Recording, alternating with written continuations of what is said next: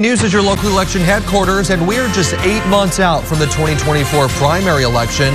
And tonight, 17 News is sitting down with one of the candidates vying for a seat in the U.S. Senate. Katie Porter represents California's 47th congressional district in Orange County. She is set to take on fellow Democrats Barbara Lee and Adam Schiff for the seat currently held by Senator Dianne Feinstein, who at 89 years old is the oldest sitting member of Congress.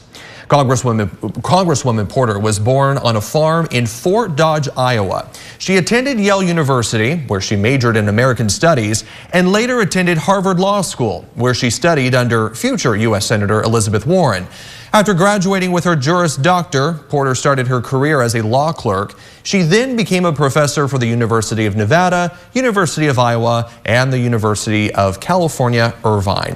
Congresswoman Porter is a 49-year-old divorced mother of 3 children. She was elected to Congress in 2018. And Congresswoman Porter joins us in studio live tonight. Thank you so much for joining us. Appreciate it. I'm glad to be here. Okay, so let's talk about this seat. Senator Dianne Feinstein, of course, has held this Senate seat for more than 30 years. Why are you running to run for her seat? Well, this is a once-in-a-generation opportunity for California to make an investment in its future leader. I think the challenges that California is facing are different. We're seeing more and more challenges relating to weather and to drought. We're seeing challenges relating to the cost of housing. And frankly, we're seeing a Washington that isn't always working for regular, everyday Californians. So I have a real track record of standing up to powerful corporations and fighting for everyday Californians. And I think people want a Washington that works for California, not the other way around. Now, last month we had an Emerson College poll that we partnered up with, and it showed that in this Senate race, if it were held today,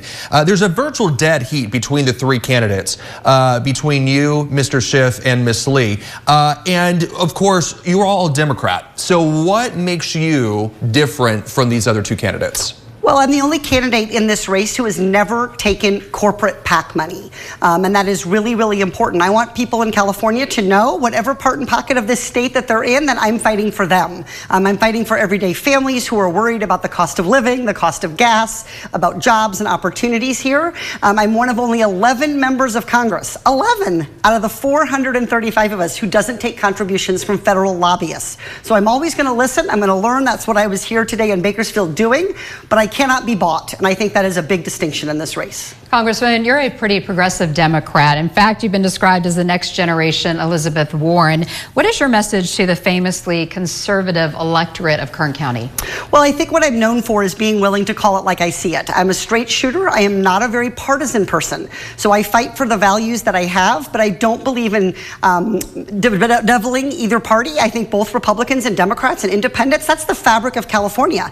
I represent a very mixed congressional district, and I won in Orange County, flipping that seat from Republican to Democrat, and I've stayed elected because I know how to talk to people across party ideology and instead focus on what they need for their families and their businesses to be successful. Now, in Washington, you have made climate change a major part of your agenda, including the need to transition away from fossil fuels.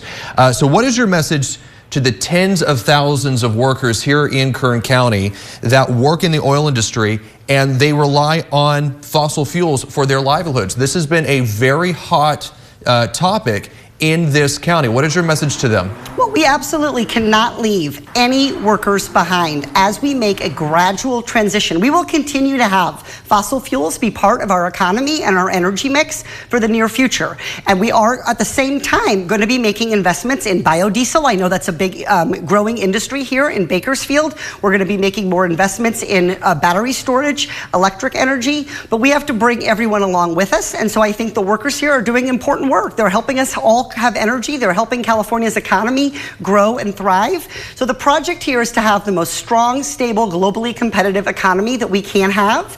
That's going to mean a long-term removal from fossil fuels slowly, but it has to be done with absolute respect for the people who do the work and the values that fossil fuels provide for us currently. And really, to add on to this, because what we have seen, of course, is the state has also made this as a promise to get away from fossil fuels. And the concern in Kern County is that we understand that this is is the plan. There is no backup, though, to transition. And so a lot of these workers feel as though they are being left behind. We keep hearing that, yes, we need to transition from fossil fuels to energy efficient methods. But people are wondering, what is the job going to be? What job am I going to have? So can you be able to say that there are going to be jobs available for these people if there is this transition away from fossil fuels? Absolutely. Many of the skills and the work that these people do, let's take electricians, for example, whether that electricity is being created by coal or it's being created by solar, we still have to build a grid to transport that. We are still going to need pipes and pipe fitters, for example, whether it's for water or oil. We're going to continue to see things like hydrogen, I think, grow for heavy equipment as we begin to phase from fossil fuels to hydrogen as an intermediate step. So look, I think we can't let this be a talking point. We can't just say that we support a transition for workers. We have to understand the good, high-paying jobs, the skill set, the decades of training and commitment of these workers, and we have to make sure that we are providing equal quality jobs and opportunities for them. All right, Congresswoman Katie Porter, thank you so much for joining us tonight. I wish we had more time, but thanks for being here. I'll be back. Thanks so much. Okay, thank you.